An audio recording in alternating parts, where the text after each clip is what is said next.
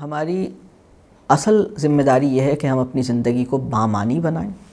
اور بامعنی زندگی بنانے کے لیے جو فریم ورک میں پروپوز کرتا ہوں وہ ریلیشن شپ 5 ڈائمنشنز پہ ہمیں ریلیشن شپ نبھانی ہے۔ اپنے ساتھ تعلق،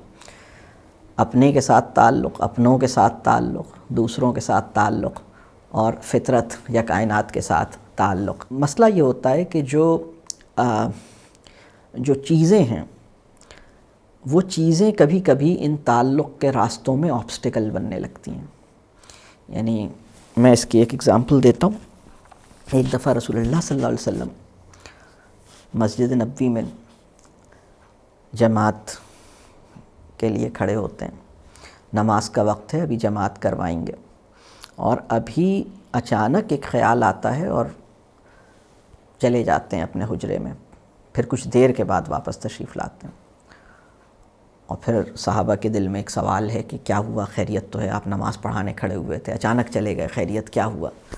اور پھر پتہ چلتا ہے کہ رسول اللہ صلی اللہ علیہ وسلم کو اس لمحے یہ خیال آیا کہ گھر میں کچھ گولڈ کہیں سے آیا ہے، اور ایسا نہ ہو کہ نماز کے درمیان میں اس کا خیال آئے، تو وہ اندر جاتے ہیں اور اس گولڈ کو ڈسٹریبیوٹ کر کے واپس آتے ہیں تاکہ اب نماز یکسوئی کے ساتھ اور تسلی کے ساتھ پڑھ سکیں۔ یہ اس کائنات کے سب سے بہترین انسان کامل کی زندگی کا اپنا واقعہ ہے۔ اسی طرح ایک اور واقعہ ہے کہ ایک صحابی جو ہیں وہ ایک باغ ان کا تھا اور وہ اس میں نماز پڑھ رہے تھے، اور نماز کے دوران میں ان کو خیال آ گیا اپنے باغ کے حوالے سے، یا کہیں نگاہ چلی گئی باغ میں، اور ایک لمحے کو نماز میں کچھ تھوڑے سے پیریڈ کے لیے کچھ ذہن کہیں اور شفٹ ہو گیا، اور جو گارڈن کی اٹریکشن تھی اس طرف کہیں چلا گیا، اور وہ ایک دم اس کے اوپر جب نماز سے فارغ ہوئے تو انہیں بڑا افسوس ہوا کہ میری نماز کی کوالٹی اور میری نماز میں کنسنٹریشن، میں نے اتنا اچھا، اتنا خوبصورت اور اتنا اٹریکٹیو باغ میں نے بنا لیا ہے، اور اللہ نے مجھے اس کا مالک بنایا ہے کہ میری اس طرف نگاہ چلی گئی یا اس طرف میرا ذہن چلا گیا۔ اتنے پریشان ہوئے، رسول اللہ صلی اللہ علیہ وسلم کے پاس پہنچے اور کہا کہ یا رسول اللہ صلی اللہ علیہ وسلم، میری نماز اس باغ کی وجہ سے خراب ہوئی تھی، یہ باغ میں آپ کو دیتا ہوں، اس کو اللہ کے راستے میں، اس باغ کو بس لے لیجئے، اور اس باغ کو بیچ کے یہ اس باغ کو اسی وقت صدقہ کر دیا۔ یہ خیر بہت ہی ایکسیپشنل لوگ تھے، یعنی یہ ایک بالکل آخری سطح ہے۔ اچھا، اب میں فاسٹ فارورڈ ابھی آتا ہوں۔ ہماری جیب میں ایک چھوٹی سی ڈبیا ہے جس کو میرے ایک دوست جگر کا ٹکڑا کہتے ہیں،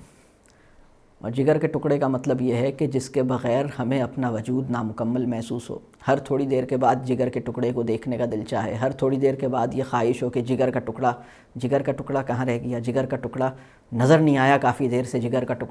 ٹکڑا کس حال میں ہے، تو جگر کے ٹکڑے کو بار بار چھوتے ہیں، بار بار دیکھتے ہیں، ہاتھ پھیرتے ہیں جگر کے ٹکڑے پر، آنکھیں جماتے ہیں جگر کے ٹکڑے پر۔ اور نماز کے اندر ہم سے یہ مطالبہ ہوتا ہے کہ بھائی اس کو ذرا خاموش کر لیجئے، تھوڑی دیر کے لیے سائلنٹ کر لیجئے۔ اور میں اکثر یہ سوچتا ہوں کہ جب مسجد میں ہم سے یہ مطالبہ ہوتا ہے کہ یہ اس موبائل کو سائلنٹ کر لیں،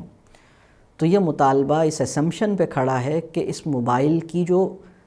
رنگ ٹون جو ہے وہ چونکہ نمازیوں کو ڈسٹرب کر سکتی ہے، اس لیے سائلنٹ کر لیجئے، لیکن وائبریشن موڈ پر جب یہ آپ کے ٹانگ پہ یا آپ کی جیب میں تھوڑی سی وائبریشن کرے تو اس سے آپ کو کچھ نہیں فرق پڑے گا، مطلب اٹس اوکے، مطلب آپ سائلنٹ کر لیجئے، وائبریشن موڈ پہ کر لیجئے، آپ کو پتہ ہے اچھا ٹھیک ہے، تیسری رکعت میں اچھا ٹھیک ہے، میں سورہ معون پڑھ رہا تھا تو ایک دم وائبریشن ہوئی تو مجھے سمجھ آ گیا اچھا ہاں ٹھیک ہے، پھر دوبارہ وائبریشن ہوئی چوتھی رکعت میں، اچھا مجھے پتہ لگا، سلام پھیرا تو پتہ لگا 3 دفعہ وائبریشن ہو چکی ہے، یعنی 3 کالیں آ چکی ہیں، تو السلام علیکم ورحمۃ اللہ۔ ہاں، یہ ہماری کیفیت ہوتی ہے۔ میں جو بات عرض کرنے کا مطلب یہ ہے کہ زندگی کی معنویت جو ہے وہ تعلق کی جو 5 جہتیں ہیں، یہ تعلق کی 5 جہتوں میں سے میں ابھی صرف انسان اور بندے کی جو فارمل میٹنگ ہے اس کے حوالے میں بات کر رہا ہوں، لیکن میرے اپنے ساتھ تعلق، اس وقت کسی انسان کو کسی ایسی تنہائی کا تجربہ کب ہوا ہے جس میں وہ کم از کم 45 منٹس تک تنہائی میں ہو اور کسی گیجٹ سے اس کا کوئی واسطہ نہ ہو، اور وہ اطمینان سے بیٹھا ہو اور خوش ہو، اور وہ جگر کے ٹکڑے کو نہ دیکھ رہا ہو؟ مطلب ہو یہ رہا ہے کہ اس کی تنہائیاں خراب ہو گئی ہیں۔ ہماری زندگی میں یہ جو ٹیکنالوجیکل انویژن ہے نا، اس سے جو نقصانات ہوئے ہیں اس کا ہم اندازہ نہیں کر پا رہے،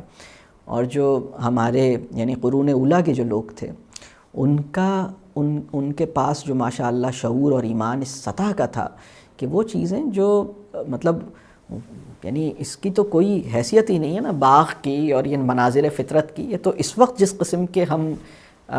کہہ لیجئے شکنجے میں ہیں, تو ہمیں تھوڑا سا اس حوالے سے یہ سوچنا ہوگا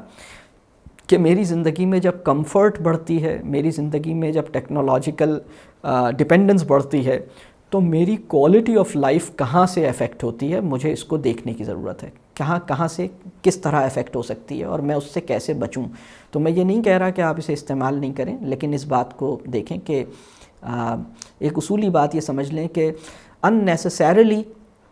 ایڈوانسمنٹ سیکھ کرنا, اس سے ہم گریز کریں. unnecessarily اور unreasonably کمفرٹ سیکھ کرنا, ہم اس سے گریز کریں. ترقی کی دوڑ میں بالکل بلائنڈلی بھاگنا نہ شروع کر دیں. ہم یہ سوچیں کہ میرے لیے سب سے اہم چیز کچھ اور ہے, اور اس کے ساتھ پھر ہم یہ دیکھیں مطلب ہم اپنی آئیڈیولوجیکل ٹرمز کو زندہ رکھنے کی کوشش کریں. اور ٹھیک ہے, ہم ان چیزوں کو استعمال کریں. ہم ابھی بھی اس وقت ٹیکنالوجی استعمال کر رہے ہیں, ہم سب اس وقت ٹیکنالوجی کی وجہ سے ہی آپس میں مل رہے ہیں, لیکن اس کے حوالے سے ہم کیئرفل رہیں اور ہم دیکھیں کہ ہمیں کتنا, یعنی آپ سوچئے کہ زندگی کی معنویت کیسی چیز ہوتی ہے. اس کو ذرا ایک اور انداز سے سمجھاتا ہوں میں, ایک اور مثال کے ذریعے. رسول اللہ صلی اللہ علیہ وسلم کو ایک صحابی کے بارے میں پتہ لگا کہ یہ پوری رات جو ہے وہ نماز میں کھڑے رہتے ہیں, پوری رات تہجد پڑھتے ہیں. بلکہ ان کی وائف نے کمپلین کی کہ بھائی یہ تو پوری رات ہی تہجد میں لگا دیتے ہیں. آپ صلی اللہ علیہ وسلم نے کہا کہ بھائی ایسا نہیں کرو, ایک پارٹ آف یور نائٹ جو ہے نا, ایک حصہ رات کا, اس کو اس کام میں لگاؤ, لیکن پوری رات اس کام میں نہیں لگاؤ. اور کچھ روزے رکھو, کچھ نہیں بھی رکھو, مطلب یہ نفلی روزوں کے بارے میں بات ہو رہی ہے. تو جب اتنے قیمتی کام کو ہم سے یہ کہا گیا کہ یہ ہر وقت اس کو نہ کرو, اس سے نکلو, اس کو چھوڑو, تمہاری اور ضروریات بھی ہیں, تمہارے اور تقاضے بھی ہیں, تمہاری اور ذمہ داریاں بھی ہیں, تمہارے نفس کا بھی تم پہ حق ہے, اور تمہیں کچھ اور بھی ذمہ داریاں تمہارے ساتھ ہیں, تو ان کی ادائیگی کے لیے تمہیں ایسا نہ کرو کہ پوری رات نماز میں گزار دو. تو میں یہ سمجھتا ہوں کہ مربی اعظم نے اپنے ساتھیوں کو پوری رات نماز میں وہ نہ گزار دیں, یعنی کتنا بڑھیا عمل تھا, اس کے لیے جس طرح سمجھایا. آج ہماری نوجوان پوری رات کسی گیجٹ کے ساتھ گزار دیتے ہیں, پورا دن کسی گیجٹ کے ساتھ گزار دیتے ہیں. ہم اس کو مطلب ہمارے پاس وہ شعور نہیں ہے کہ ہم اس کو ایڈریس کر سکیں. تو یہ ایک پرابلم ہوا ہے کہ ہم بالکل یعنی آبسیسڈ ہو گئے ہیں ان چیزوں سے. تو ہمیں اس کو نکلنے کی ضرورت ہے. ہمیں کوشش یہ کرنی ہے کہ ہماری زندگی کی معنویت اس کو برقرار رکھنے کے لیے, یعنی میں ایک ایکسٹریم اگزامپل دی میں نے نماز کی, میں نے ایکسٹریم اگزامپل دی میں نے روزے کی, کہ اس کے اوپر کہا گیا کہ بھائی آپ ذرا بریک دیں, مطلب آپ صرف یہی نہیں کریں, آپ تھوڑا سا اور چیزیں بھی کریں, اوروں کا بھی حق ہے, اور بھی چیزیں ہیں, اور بھی کام. تو اس وقت تو ہمارے ساتھ ہوا یہ ہے کہ ہم زندگی کی معنویت کیسے ڈیفائن ہوتی ہے اس پہ غور نہیں کر سکے. تو بلکہ میں اگر یہ کہوں کہ ہر وہ چیز جو مجھے غور و فکر اور تدبر سے ہٹانے کا موجب بن رہی ہے, اس کے استعمال میں مجھے بہت زیادہ الرٹ ہونے کی ضرورت ہے, بہت زیادہ الرٹ ہونے کی ضرورت ہے. یعنی ہمیں یہ سمجھنے کی ضرورت ہے کہ اٹریکشنز جو ہوتی ہیں وہ اصل میں ڈسٹریکشنز ہوتی ہیں. اچھی تو لگتی ہیں لیکن ڈسٹریکٹ بھی کرتی ہیں. تو بس اٹریکشنز دیکھ کے خوش نہ ہوں بلکہ پریشان ہوں, مطلب فکر مند ہوں کہ اچھا اتنی اٹریکشنز مجھے, یعنی اٹریکشنز زیادہ ہیں تو اس کا مطلب ہے ڈسٹریکشنز زیادہ ہیں. پلیجریبل ڈسٹریکشنز کو اٹریکشنز کہتے ہیں.